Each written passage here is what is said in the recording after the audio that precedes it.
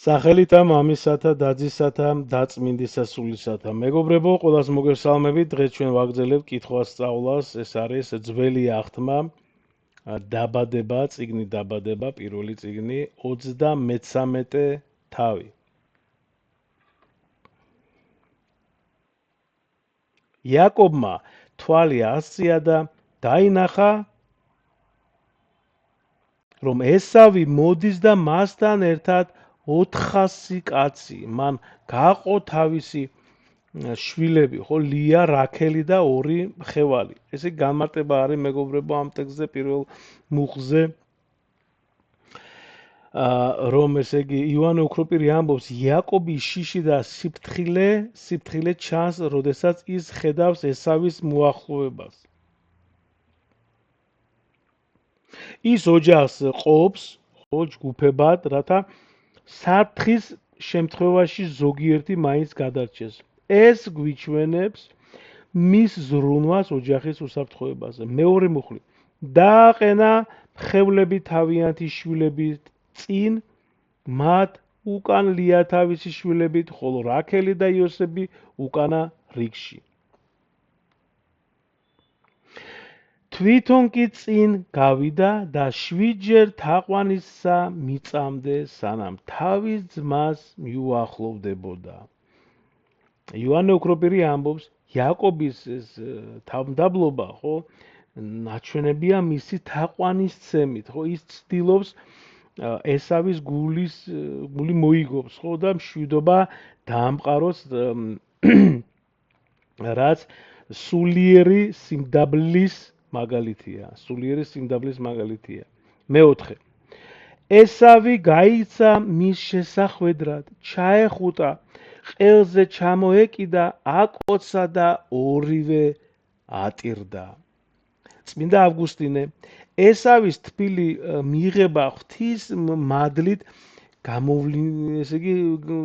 მადლის გამოვლინება, რომელიც გულებს ცვლის, ხო, მეგობრებო, ძმები, რომლებიც მტრობდნენ, ახლა შერიგდნენ, რაც ღვთის განგებულების შედეგია. მეხუთე მუხლი. მან თვალი ასწია, დაინახა ქალები და ბავშვები და თქვა, ვინ არიან ეს შენთან?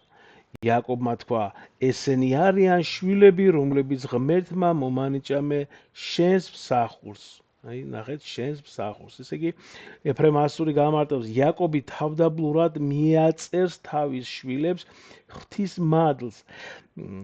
ეს გვასწავლის, მეგობრებო, რომ ყველა კურთხევა ღვთისგან მოდის. მეექვსე. მიუახლოვდნენ მხევლები თავიანთი შვილები და თაყვანისცეს. მიუახლოვდა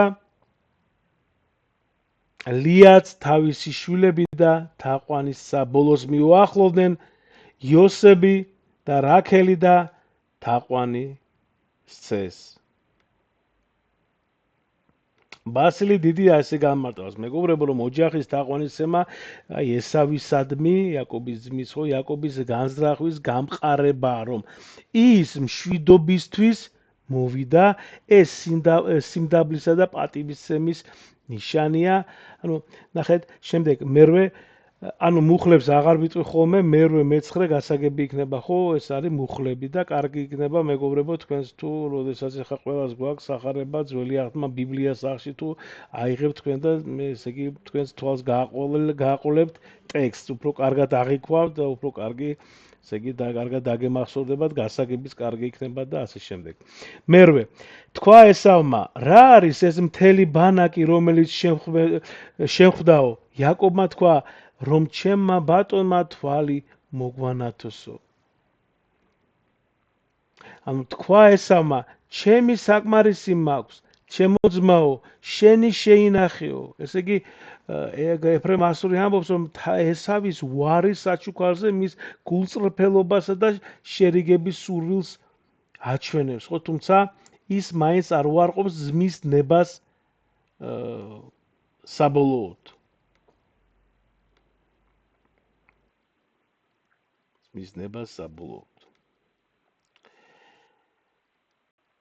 მეათე. თქვა იაკობმა, არა, გევედრები, თუ მე მადლი მაქვს შენს თვალში, აიღე ჩემი საჩუქარი, რადგან შენი სახის ხილვა ღვთის სახის ხილვას გავს, რადგან შენ მშვიდობით მიმიღეო, შენ მშვიდობით მიმიღეო. წმინდა ავგუსტინე, იაკობის ეს სიტყვები მეგობრებო, რომ ესავის სახე ღვთის სახეს გავს, სულიერი მნიშვნელობისაა. ის ხედავს ღვთის მადლს ესავის მშვიდობიან მიღებაში. ესავის მშვიდობიან მიღებაში. შემდეგი მე-11 მუხლი. აიღე გევედრები ჩემი საჩუქარი, რომელიც მოგიტანე, რადგან ღმერთმა მომანიჭა მე და ყველაფერი მაქვსო. ის უმჯობდა მას სანამ არ აიღო. თქვა ესავმა, წავიდე და გავაგრძელოთ გზაო. მე შენთან ერთად წამოვალო. თქვა იაკობმა, ჩემმა ბატონმა იცის, რომ ბავშვები ნაზები არიანო. ცხვარ ძროხა ძუძუ მაწოვარი მყავსო. თუ ერთი დღე გადავაჭარბე, მთელი ფარა ჩამომიხოცებაო. ესე იგი, რა გამარტება აქვს, აქ ნახეთ იოანე ოქროპირესով იაკობი თავისი ოჯახისა და ნახირის სისუსტეზე მიუთითებს, რათა თავი აარიდოს ესავის თანხლებს, ხო ეს მისი სიფრთხილისა და სიბრძნის გამოვლინებაა. მე-14 ჩემი ბატონი წავიდეს თავის მსახურთან წინ, მე კი ნელ-ნელა მოვალ ჩემი ნახირისა და ბავშვების სიარულის მიხედვით, სანამ ჩემს ბატონთან სიერში არ მივალ. თქვა ესავმა, მას ჩემთან ყოფი ხალხიდან ხომ დაგიტოვებო, ანუ ჩემთან ხომ ხალხიდან, ესე იგი იაკობმა თქვა, რისთვისო? თუ მადლი მაქვს ჩემი ბატონის თვალშიო. იმ დღეს ესავი უკან გაბრუნდა თავის გზაზე სიერში.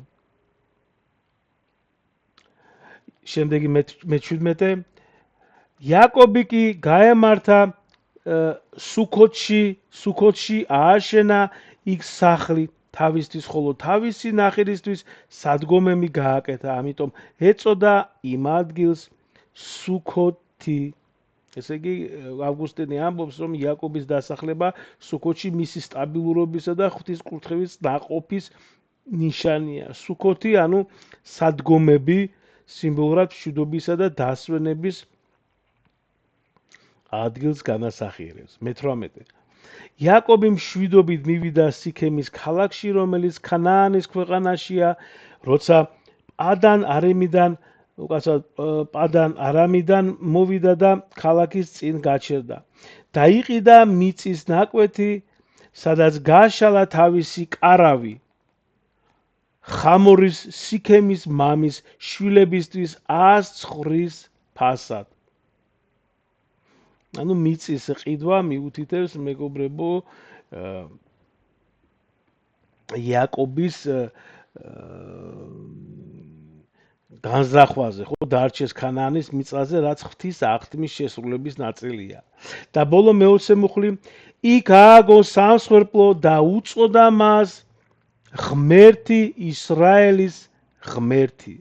ბასილი დიდი გამარტავს ამ მუხლს, რომ სამსხვერპლოს აგება და მისთვის სახელის ისრაელის ღმერთი მინიჭება იაკობის რწმენისა და ღვთისადმი მადლიერების გამოხატულებაა, ხო, რომელმაც ის ყველა განსასწრელში დაიცვა, ხო, ყველა განსასწრელში დაიცვა. გაიხარეთ მეგობრებო, ღმერთმა დაგლოცოთ, ღმერთმა გაგახაროთ და ღვთის შეწევნით გავაგრძელოთ კიდე შემდეგ თავები. დიდი მადლობა.